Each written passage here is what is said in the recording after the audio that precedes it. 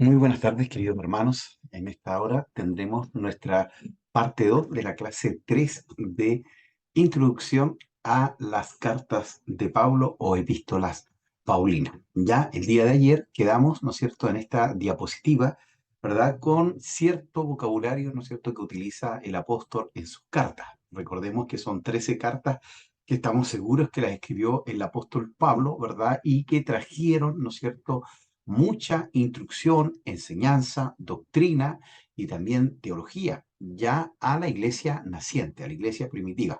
Ya aparte de Pablo ser un extraordinario, ¿no es cierto?, misionero que llevó el evangelio a todo el mundo conocido en ese tiempo, también se encargó de formar líderes y de también, ¿no es cierto?, enseñar a las iglesias a través de estas mismas cartas, ¿verdad? Y de lo que él enseñaba. Vamos a pedirle al Señor, ¿no es cierto?, que en este día también nosotros podamos ser guiados por el Señor. Gracias por tu amor, por tu fidelidad. Gracias por la vida que pudimos ver del apóstol Pablo, Señor, donde nos impacta el compromiso, Señor, la búsqueda, la intimidad que pudo tener contigo. Pedimos, Señor, que también en este día tú nos hables y nos ministres a través de tu palabra y de lo que estudiaremos, Señor, con respecto a este vocabulario que usa tu siervo, Señor, allí en las cartas, Señor, eh, de él. Por eso, Señor, guíanos, dirígenos y bendícenos en el nombre de Jesús. Amén. Bueno, queridos hermanos, el día de ayer, bueno, y esto ya lo habíamos visto, ¿no es cierto?, dentro de la biografía del apóstol Pablo, ¿no es cierto?, que él era también un apóstol del Señor Jesucristo, pero un apóstol abortivo, ¿no es cierto?, ya que él no fue parte del ministerio del Señor Jesucristo, sino que él tiene un encuentro con este Cristo resucitado, ¿verdad?, camino a Damasco, y en ese encuentro inmediatamente él señala y dice, ¿qué quieres que haga, Señor? Usando esta palabra, Kyrios, ¿no es cierto?, dando, ¿no es cierto?, el realce y el valor a la persona de Cristo, ¿ya? Entonces él se sujeta a lo que el Señor le quiera dar y es así como, ¿no es cierto?, busca a Dios por un tiempo y después es llamado también a ser un apóstol, ¿ya? Entonces, Pablo es el apóstol por excepción debido a esto, ¿no es cierto?, ya que él recibe este llamado con el Cristo resucitado, ¿verdad? Y también, ¿no es cierto?, después de haber perseguido a la iglesia, creyendo, ¿no es cierto?, que él estaba haciendo o cumpliendo el plan de Dios a través de esta persecución. Bueno, también ahí nos enseña, ¿no es cierto?, que antes de conocer al Señor también motivó, porque recuerde que Jesús le dice a sus discípulos que le esperen, ¿verdad?, allí en Jerusalén hasta que venga el Espíritu Santo. Y de ahí van a recibir poder para ser testigos en Jerusalén, Judea, Samaria y hasta lo último de la tierra. Ellos se quedaron en Jerusalén, no salieron de allí hasta que vino la persecución de Saulo, ¿verdad? Y esto llevó a que la iglesia comenzara a expandirse.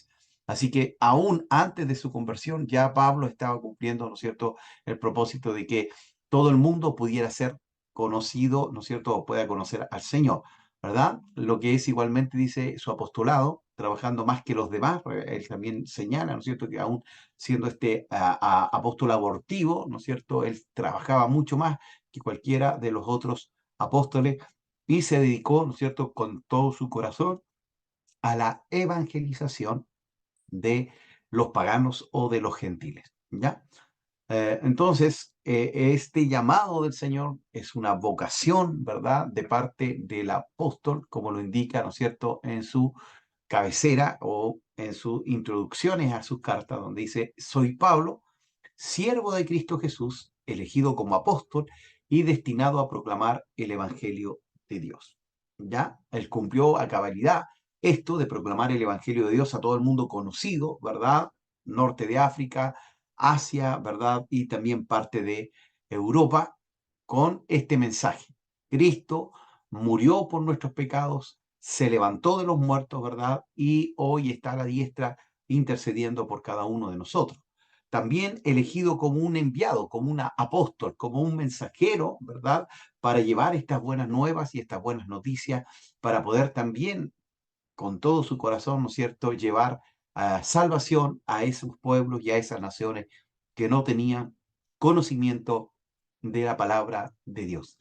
Pero también, ¿no es cierto?, proclamar el Evangelio, apóstol de Jesucristo, pero también como un siervo de Cristo. Ya esta palabra siervo es la palabra esclavo. Entonces él, ¿no es cierto?, se refería a sí mismo como un esclavo de Jesucristo. Y en el griego habían dos palabras para la palabra siervo o esclavo. Estaba la palabra uperetes y estaba la palabra doulos. La palabra uperete era para un esclavo que no podía ser libre, sino que él siempre iba a ser esclavo, y eran los que estaban bajo los barcos, ¿no es cierto? Allí, como quizá usted lo ha visto en algunas imágenes o películas, ¿verdad? Donde están estos que remaban, ¿verdad? Y que estaban atados ahí, encadenados ahí. La única manera de ser libres de esa esclavitud era cuando ellos morían. Ya no había otra forma. Ese es uperetes. Y la palabra que usaba, ¿no es cierto?, el apóstol Pablo es la palabra, ¿verdad?, doulos, que tiene que ver con un esclavo por amor. Ya usted sabe que para los judíos, ¿verdad?, o los israelitas, era más suave, ¿no es cierto?, este tema de la esclavitud. Ya los otros pueblos, las otras naciones no liberaban a sus pueblos, a sus esclavos, pero sí cada 7 años, ¿no es cierto?, podían los esclavos judíos tener la posibilidad de ser libres. ¿Ya? Entonces ellos, o los esclavos, cuando estaban a gusto con su amo, le decían que no querían dejar la casa, ¿no es cierto?, que querían seguir siendo esclavos, tenían que hacer una marca con una lerna, ¿no es cierto?, en su oreja derecha, ¿verdad?, para mostrar que él ahora era un esclavo por amor, ¿ya? Es decir, estaba tan bien en ese lugar que no quería, ¿no es cierto?, la libertad, prefería quedarse allí sirviendo a su amo, ¿ya? Entonces, este es la calidad de siervo, ¿no es cierto?, que muestra el apóstol Pablo, señalando, ¿verdad?, también esto, de que él era un esclavo por amor, ¿ya? Pero habíamos quedado de que hoy, ¿no es cierto?, íbamos a ver, ¿no es cierto?, algunos empleos distintos de este título. Ya hay 4 constataciones, o podríamos llamarlo así, aristas o perspectivas distintas, que usa el mismo apóstol Pablo para referirse a un apóstol, ¿ya? Los empleos de este título y se permiten 4 constataciones. El empleo de la palabra apóstol no se había fijado aún, ¿verdad?, en la época de Pablo, ya, es decir, él se autoproclama como apóstol, ¿verdad?, pero no había una connotación clara ahí en la iglesia primitiva. Ya puede seguir conservando su sentido vulgar de enviado, de delegado, ¿verdad? Y estos apóstoles comprenden un grupo de personas bastante amplio, según lo que señala Primera de Corintios, capítulo 15, verso 7, ¿ya? Entonces allí en Primera de Corintios, capítulo 15, vamos a mirar, ¿no es cierto?, lo que dice la Escritura allí, verso 7, que habla, ¿no es cierto?, de este grupo de apóstoles, ¿verdad?, que están allí en la Escritura, ¿verdad?, de Primera de Corintios, capítulo 15, verso 7. Dice, y eh, después apareció, ¿verdad?, a Jacobo y después a todos los apóstoles, ¿ya? Y al último de todos, como un abortivo, me apareció a mí, ¿ya? Esto señala entonces, queridos hermanos, que había también un equipo, ¿no es cierto?, de apóstoles allí, que no eran, ¿no es cierto?, aquellos que habían estado cara a cara con el Señor Jesucristo, ¿ya? Puede designar también a Apolo o también a Santiago, ¿verdad?, en estos textos, ¿ya?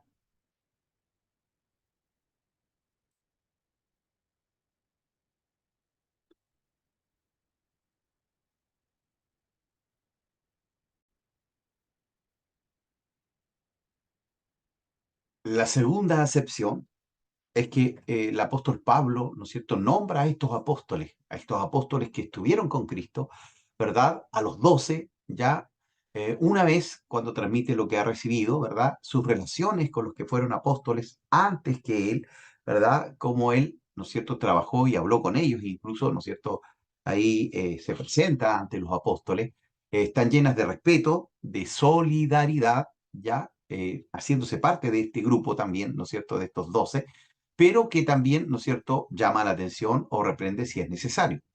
Algunos han negado, dice, a Pablo la cualidad de apóstol y por eso él también tiene que defender su ministerio, especialmente en esta iglesia de Corinto. Otros juraban solo por él, es decir, eran seguidores, ¿no es cierto?, solo de la persona del apóstol Pablo. ¿Ya? Si Pablo es el último de todos, como un hijo nacido a destiempo, no tiene que avergonzarse ante los demás, ni sus amigos de él, lleva los rasgos distintivos del apóstol, ¿verdad? Y cuando más agudo es el conflicto, Pablo reivindica la cualidad de apóstol, aunque negándose a sacar ventaja de ello, ¿ya? Entonces él es un apóstol como un abortivo, ¿ya?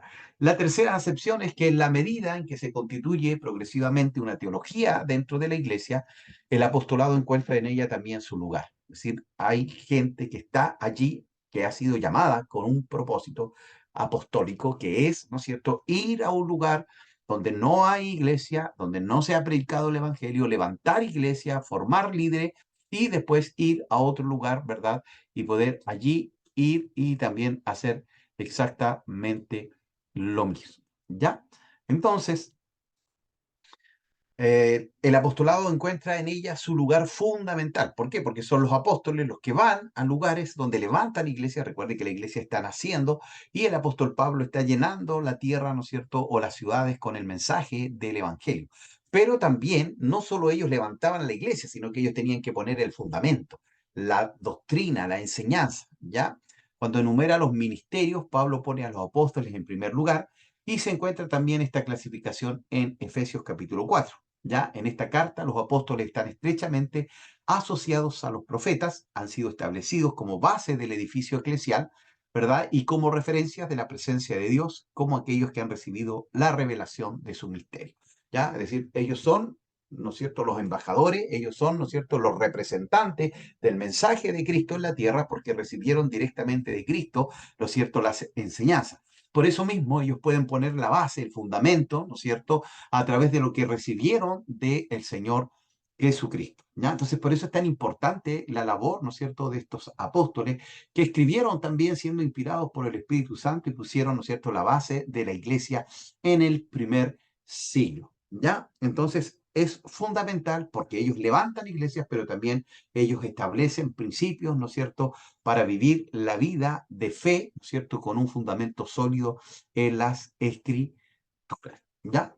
Y a lo largo, dice, de las epístolas se afirma una toma de conciencia última de Pablo. Ya él ha recibido también la gracia de ser apóstol a fin de llevar a la fe a todas las naciones. Él se autodenomina, ¿no es cierto?, el apóstol a los gentiles, aquellos que quizás no fueron alcanzados al principio, ¿verdad?, por los apóstoles de Jerusalén o aquellos que estuvieron con Cristo cara a cara. Ya después de la persecución, ellos tuvieron que salir de Jerusalén, llevaron el Evangelio, pero no porque haya nacido en sus corazones, como lo hace, ¿no es cierto?, el apóstol Pablo, yendo, ¿no es cierto?, a los lugares más recónditos para poder predicar la palabra del Señor. Siguiendo Romanos 11 y luego 15, las cartas más tardías designan al apóstol no solo como iniciador, sino también como aquel que lleva el Evangelio a su consumación, integrando a la humanidad en el seno del pueblo de Dios. ¿Ya? Entonces, ir por todo el mundo y predicar el Evangelio, a pesar de que el apóstol Pablo no estuvo cuando Jesús señala estas palabras, él cumple a cabalidad todo esto, ¿no es cierto?, para la gloria del Señor. Otra palabra, ¿no es cierto?, que utiliza muy bien el apóstol es la palabra bendecir o bendición. Casi todas sus cartas terminan con una bendición. En el griego clásico, eulogein o eulogia, ¿verdad?, significa hablar bien de alguien, ¿no es cierto?, de una iglesia, de una persona, alabar, ¿verdad?, o celebrar. Al traducir con esta palabra el hebreo parak, ¿verdad?, los 70 dieron a esta raíz el sentido de bendecir. Recordemos que en el Antiguo Testamento, ahí en número está la bendición sacerdotal. Que el Señor te bendiga y te guarde, que el Señor alce sobre ti su rostro, que el Señor tenga de ti misericordia, que el Señor te bendiga, ¿no es cierto? Es una bendición sacerdotal que hacía el sacerdote a aquellos que iban al templo, ¿verdad? Y esta bendición, ¿no es cierto?, también la hace el apóstol Pablo, pero desde otra óptica, ¿no es cierto?, no como la bendición sacerdotal, pero él se encarga, ¿no es cierto?, de bendecir a aquellos a quienes él les escribe. Ya la bendición es sentido bíblico, no es un simple deseo de felicidad, sino que haya prosperidad, que haya salud, ¿no es cierto?, en todas las áreas de la vida, así como lo dice, ¿no es cierto?, también ahí, ¿verdad? Juan, ¿verdad? Cuando dice, amado, yo deseo que seas prosperado y que tengas salud, así como prospera tu alma. Esa es una bendición también. Pablo sigue este uso, dice, se refiere a la bendición concedida por Dios a Abraham y a su descendencia. Recuerde usted que el patriarca tenía que bendecir al primogénito, ¿no es cierto? Ahí con una bendición especial y por eso después, ¿no es cierto? Hay una pelea ahí entre Jacob y Esaú, quien le roba la primogenitura, ¿verdad? Porque Esaú quería la bendición, ¿no es cierto?, de su padre. En oposición, dice también, a la maldición de la ley. Cristo se ha hecho maldición por nosotros para que por medio de él la bendición llegue a los paganos. Es decir, es una bendición extraordinaria porque es la bendición de la vida eterna, es la bendición de la salvación, es la bendición de que Él está con nosotros siempre, ¿verdad? Entonces eso es tremendo. Jesús se hace maldito para que usted y yo podamos ser bendecidos, ¿ya? Por su misión de apóstol, Pablo transmite la bendición también de Cristo. Ahora, esta palabra, ¿no es cierto?, también la usa mucho el apóstol Pablo, ¿no es cierto?, que es la palabra sarkis, ¿no es cierto?, o sark, que es la palabra carne, ¿ya? Entonces siempre habla, ¿no es cierto?, de estos cristianos carnales, ¿verdad?, que muchas veces, ¿no es cierto?, se dejan llevar por los deseos pecaminosos, ¿verdad?, y no viven una vida en santidad y en integridad. El término sark o carne se emplea 91 veces en el corpus paulino, en las cartas de Pablo, y este término es sinónimo a veces de cuerpo, soma, que el cuerpo identifica, ¿no es cierto?, todo el ser de la persona, designa por extensión, dice a toda la persona. Esta acepción se inscribe en la línea de los 70, cuando traducen, ¿no es cierto?, basar, el hebreo basar por sar, y en el Antiguo Testamento, como en Pablo, la carne no es nunca un elemento del cuerpo humano, como un pedazo de carne, sino que es la persona, ¿no es cierto?, completa, ¿no es cierto?, el ser, donde el uso plural podría evocar la carne en oposición a los músculos y a los huesos según la perspectiva helenista, ¿ya?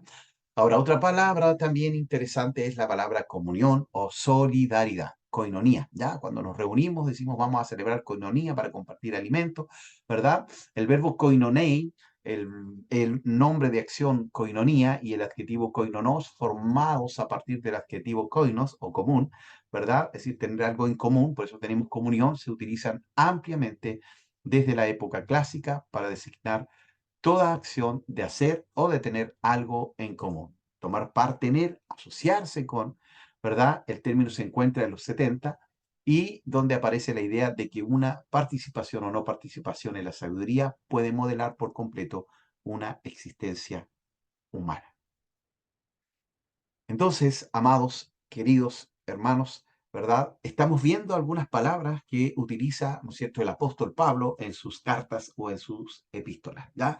Otra palabra que utiliza mucho, ¿no es cierto?, es conciencia, sineidesis, ¿no es cierto?, sineidesis, ¿verdad?, que tiene que ver cuando él dice, ¿no es cierto?, que debemos tener una ah, conciencia pura, una conciencia tranquila, ¿no es cierto? Y eso es tremendo, ¿verdad? Este término es utilizado sobre todo por Pablo, ¿verdad? Que tenemos que tener, ¿no es cierto?, esta pureza de conciencia, ¿verdad? Y que tiene que ver con esto, ¿verdad? La personalidad moral, es decir, cuando tenemos una conciencia tranquila, una conciencia pura, ¿verdad? Es porque estamos cumpliendo la palabra de Dios, sus mandatos, sus preceptos, ¿verdad? Y eso nos permite, ¿no es cierto?, tener, ¿no es cierto?, esta conciencia en paz o en tranquilidad, ¿ya? Como designa también entre los griegos, en Pablo describe una capacidad de discernimiento, ¿ya? Este discernimiento de hacer el bien y también, ¿verdad?, no hacer el mal.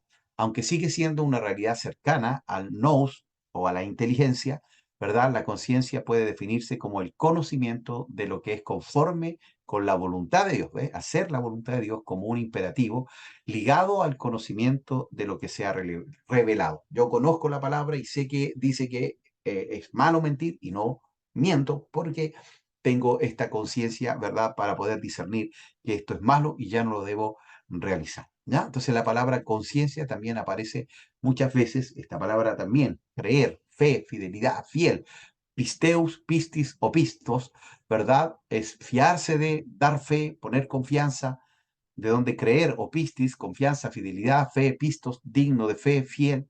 Todos estos términos se emplean en el Nuevo Testamento de forma privilegiada para describir la relación que tiene el hombre con Dios, ¿ya? Entonces tenemos dos clases de fe, la fe salvadora, esa fe en la cual nosotros accedemos a este regalo, a este don precioso que es la salvación, pero también hay una fe que debe ser procesada, que debe ser probada como el oro en el crisol, que debe ir creciendo, y para crecer, ¿no es cierto?, es necesario a veces pasar por el crisol, por la prueba, por la dificultad, ¿verdad? Porque en la prueba, ¿no es cierto?, es donde sale lo que hay en nuestro corazón. Por eso Dios le dice a su pueblo Israel: te llevaré al desierto, ¿ya? Para probar lo que hay en tu corazón. Y pasa lo mismo con nuestra vida cristiana. También nuestra fe debe ser probada, ¿no es cierto? Esta fe que es salvadora, es una fe sencilla, pero después también hay otra fe que debe ser, ¿no es cierto?, cultivada, que debe crecer en nuestra vida. Y a veces, ¿no es cierto?, los problemas, las enfermedades hacen o forman, ¿no es cierto?, una fe más grande y más fuerte. También él usa mucho, ¿no es cierto?, la palabra Cristo o Mesías, ¿no es cierto?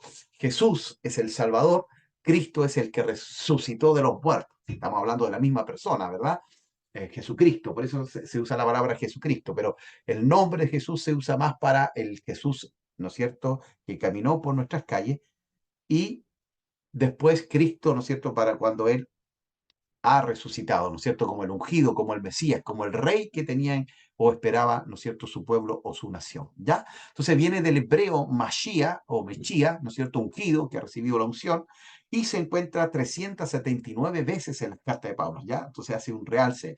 Y hago este comentario, ¿por qué? Porque Pablo, ¿no es cierto?, tiene una relación profunda con Cristo, aún en estas cartas carcelarias que él escribe desde la cárcel, porque muestra, ¿no es cierto?, que él pasó mucho tiempo allí, ¿no es cierto?, buscando de la gracia y de la presencia del Señor, ¿ya?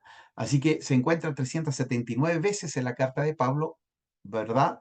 Y 266 en Primera de Tesalonicenses, Gálatas, Primera y Segunda de Corintios, Romanos, Filipenses y Filimón. Pablo no utiliza jamás la transcripción griega Mesías, ¿ya? Porque siempre hace referencia, ¿no es cierto?, a Jesús. Cuando utiliza el título de Cristo, no se trata de un simple calificativo, sino de la designación usual de Jesús, ¿ya? El nombre de función se convierte en un nombre propio, la influencia de la liturgia en este paso del sentido de Mesías al del nombre propio, es decir, no dice como que es una característica de Jesús, sino que da que Cristo es, ¿no es cierto?, su nombre, es la persona, es el Mesías, es el ungido, ya como un título al nombre de Jesús. Y también, ¿no es cierto?, hasta el del Señor Jesucristo. Ya así la fórmula Jesucristo, nuestro Señor, en romano, u otras parecidas relacionan la vida terrena y mortal de Jesús con la vida glorificada del Cristo que reina. ¿Ya? Así que qué tremendo es también, ¿no es cierto?, poder entender esto.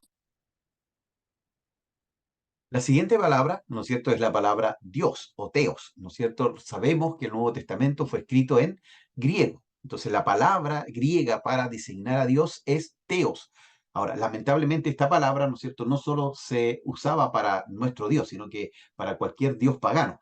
¿Ya? Entonces, por eso algunos, ¿no es cierto?, especialmente hoy hay una corriente, ¿no es cierto?, que es judíos mesiánicos extremos que están volviendo al Antiguo Testamento y que no hablan de Jesús ni de Cristo, sino que hablan, ¿no es cierto?, del Mesías, ¿no es cierto?, o de Jehová. No usan este término porque dicen que era usado para los distintos dioses. Pero nosotros sabemos que, ¿no es cierto?, el propósito de escribirse en griego la escritura era porque era el idioma universal de ese tiempo, y para que todos pudieran conocer y entender, fue escrito en este idioma. Entonces, sabemos que en la escritura, ¿no es cierto?, se menciona a Dios 548 veces en las cartas paulinas, hablando del único y verdadero Dios, excepto, dice, cuando se atribuye el título a Jesús. Teos designa al Dios que se reveló a Israel, pero la experiencia cristiana lleva al apóstol a insistir en el título de Padre más que de Dios, ¿verdad? Señor o Kyrios no se utiliza para Dios, el Padre, más que en las citas del Antiguo Testamento. Ya lo hemos comentado, Kyrios, ¿no es cierto? Los emperadores se autoproclamaron Kyrios, dioses, pero también Señor, ¿verdad? Y nadie más podía ser Señor, y por eso los cristianos fueron perseguidos y muchos fueron sacrificados por negarse a declarar que el emperador era el Señor o el Kyrios, ¿ya? Qué tremendo. Hoy esta palabra, ¿no es cierto?, ha perdido su connotación y a cualquiera nosotros le decimos Señor, pero en ese momento, ¿no es cierto?, hay un solo Señor, Jesucristo es el Señor, ¿verdad? Entonces, dice allí, en todos los demás casos, designa a Cristo. Lo que caracteriza a Dios es que no solamente es el Dios de los padres, como en el Antiguo Testamento, el Dios del padre Abraham, de Isaac, sino que también es Dios y Padre del Señor Jesucristo, ¿ya? Y a través de Cristo también Él es nuestro Padre, ¿ya? La fe de Israel veía ante todo a Dios, a aquel que lo había hecho salir de Egipto. Para Pablo, Dios es el que resucitó a Jesús de entre los muertos y por la acción de su espíritu en las cartas pastorales, Dios recibirá también la denominación de Salvador, ¿ya? Entonces la palabra Dios también aparece varias veces allí y aquí también otra vez otra palabrita interesante que es la palabra, ¿verdad? Evangelio o evangelizar de evangelion o evangelisein, ¿no es cierto? Que eus son buenas, ¿verdad? Y evangelio o ángel, ¿verdad? Mensajero, un buen mensaje, ¿verdad? Una buena noticia. ¿Verdad? Entonces, evangelisein, literalmente dar una buena noticia, se refiere en sentido profano porque es una palabra que fue utilizada, ¿no es cierto?, dentro de la iglesia, pero también tuvo una connotación, ¿verdad?, profana, es decir, que el mundo la utilizaba en su tiempo y que era cuando se entronaba un emperador, un nuevo emperador. Entonces, vienen buenas noticias, va a haber quizás un buen rey, un buen emperador, del nacimiento de un heredero, también se decía a evangelio, buena noticia, porque ha nacido, ¿no es cierto?, un descendiente más de nuestra nación o de nuestra familia, ¿verdad? O también después de venir de una victoria, ¿no es cierto?, en estas batallas o guerras que tenían en ese tiempo los griegos también. En la versión griega del segundo Isaías, su empleo está cerca del sentido profano, aunque adquiere una tonalidad religiosa. El verbo evangelizar aparece 54 veces en el Nuevo Testamento, 25 en Lucas y 21 las utiliza el apóstol Pablo. ¿Ya? Entonces, es el Evangelio, ¿no es cierto? Evangelizar y Evangelio se encuentra 76 veces en el Nuevo Testamento y 60 veces en las cartas del apóstol Pablo, ¿ya? Entonces, ese era su mensaje. Buenas noticias para todos los hombres y todas las mujeres de todo pueblo, de toda lengua, de toda tribu y de toda nación, ¿ya? También la palabra mundo o cosmos, ¿no es cierto? Nosotros estamos en el mundo, pero no somos del mundo, ¿verdad? No debemos amar las cosas del mundo, del cosmos, ¿verdad? Significa en el griego profano orden, disposición, es decir, el orden del universo y consiguientemente el mundo es el universo. ¿Ya? En los griegos el término designa el universo entero, incluidos los dioses y los hombres. Cuando el judaísmo helenístico utiliza el término cosmos, es para traducir la expresión, perdón, hebrea, la tierra y los cielos, la creación ordenada hecha por Dios, que no hay que confundir jamás con su criatura. ¿Ya? Entonces, por eso también esta palabra, ¿no es cierto?, se utiliza mucho. Por último, la palabra pater o padre, ¿no es cierto?, la proclamación de la paternidad de Dios, ¿verdad? Que como lo hizo el Señor Jesucristo. Padre nuestro que está en los cielos, ¿verdad? Lo que he oído de mi Padre es lo que yo les cuento. Entonces, para los griegos, perdón, para los judíos, decir Padre a Dios era una blasfemia, era compararse a Dios, y Jesús, ¿no es cierto?, nos llama a nosotros para que oremos, Padre nuestro que estás en los cielos. Entonces, esta paternidad de Dios también la asume el apóstol Pablo y lo enseña a la iglesia, ¿verdad? Y se arraiga en todo el Nuevo Testamento. Ya expresa de este modo la solicitud de Dios por su pueblo, esta preocupación, ¿verdad? Y Jesús escogió este término también para invitar a la confianza en la providencia divina, dejando vislumbrar el misterio de su relación única de hijo con su Padre. En comparación con Mateo y con Juan, Pablo no designa a Dios como Padre más que en ocasiones reducidas. No hay más que un solo Dios, el Padre, origen y fin de todo nuestro destino. Si la paternidad de Dios expresa que Él es el de origen de todo, connota igualmente el cariño de aquel que es el Padre de las misericordias y el Dios de toda consolación. Y bueno, y la última palabrita, aunque son muchas más las que utiliza el apóstol Pablo, es la palabra paz, del griego eirene, ahí viene también el nombre Irene. ¿Ya? En los 70 y en el Nuevo Testamento se encuentra el saludo paz a vosotros, ¿ya?